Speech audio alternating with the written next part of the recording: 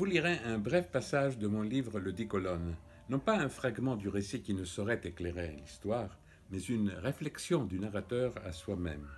Ici surgit un thème fondamental du roman, l'impossible retour, c'est-à-dire l'impossibilité de revenir à notre passé et par là à notre patrie, s'il est vrai que notre première patrie, notre premier moi-même, c'est l'enfance.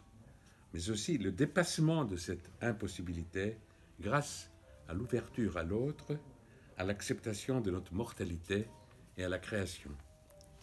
Voici donc le passage.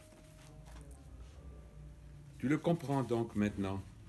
Pour retrouver ton premier moi, il faut que tu le renies, que tu t'ouvres au monde, non point pour le conquérir, mais pour te laisser submerger par sa beauté, et que tu dises cette beauté. Pour retrouver cette éternité, il faut que tu renies l'éternité et que tu passes par le temps.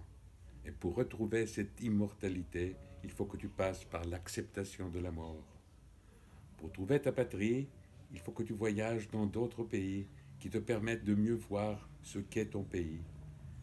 Tout comme dans ton enfance, le jardin hors de la maison, le quartier autour du jardin, la ville au-delà du quartier, et plus loin encore, le monde, qui te paraissait chaque jour plus grand, te permettait, au fur et à mesure que tu les explorais, de mieux connaître et d'aimer davantage ta maison. Pour te trouver toi-même, il faut que tu sortes de toi et que tu passes par l'autre. Ta patrie, c'est cette sortie hors de toi qui t'amène à te regarder avec le regard d'autrui. Le voyage qui t'offre d'autres yeux pour voir ton pays. Le temps qui ne cesse de métamorphoser l'homme que tu fus pour faire apparaître l'homme que tu deviens. Ce livre où tu voyages dans le temps à la recherche de toi-même, où tu t'offres à l'autre pour qu'il reflète sur toi son propre moi. Ta patrie, c'est cette errance par laquelle tu sors de toi pour aller à la rencontre d'autrui, par laquelle tu te fais autre pour te trouver toi-même.